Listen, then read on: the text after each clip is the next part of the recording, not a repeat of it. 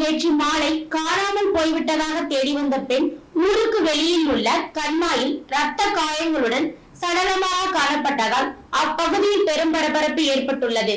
பெண் அடித்து கொலை செய்யப்பட்டாரா அல்லது கற்பழித்து கொலை செய்யப்பட்டாரா என்ற கோணத்தில் காவல்துறையினர் விசாரணையில் ஈடுபட்டு வருகின்றனர். புதுக்கோட்டை மாவட்டம் அறந்தாங்கி சட்டமன்ற தொகுதிக்கு உட்பட்ட ஆவுடையார் கோவில் தாலுகா காரணிக்காடு பகுதியை சேர்ந்தவர் ஜலாவுதீன் மனைவி பர்வீன்.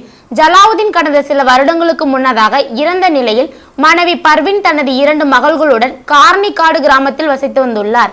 பர்வீன் தினந்தோறும் ஆடு மாடுகளை வைத்துக்கொண்டு சிறு சிறு விவசாய பணிகளை செய்து வாழ்ந்து வந்த நிலையில் நேற்று மாலை தனது வீட்டில் உள்ள மாடுகளை காணவில்லை என கூறி அதை தேடி செல்வதாக சென்றவர் நேற்று இரவு வரை வீடு திரும்பவில்லை என கூறப்படுகிறது.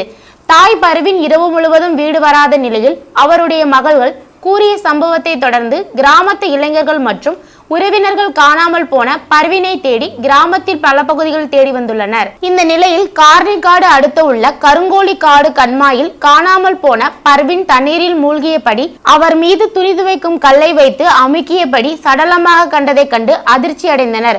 இந்த சம்பவம் குறித்து உடனடியாக காவல்துறை தகவல் தெரிந்த நிலையில் விரைந்து வந்த காவல்துறையினர் சடலமாக இருந்த பர்வீனின் உடலை மீட்டு பிரேத பரிசோதனைக்காக அரசு மருத்துவமனைக்கு அனுப்பி வைத்துள்ளனர்.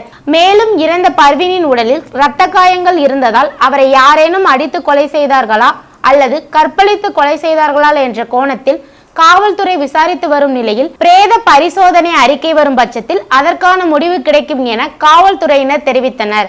அதிகாலை வேளையில் குடும்ப பெண் ஒருவர் கண்மாயின் சடலமாக கிடந்த தகவல் காரணிக்காடு மற்றும் பல பகுதிகளில் பரபரப்பாக பேசப்பட்டு வருகிறது.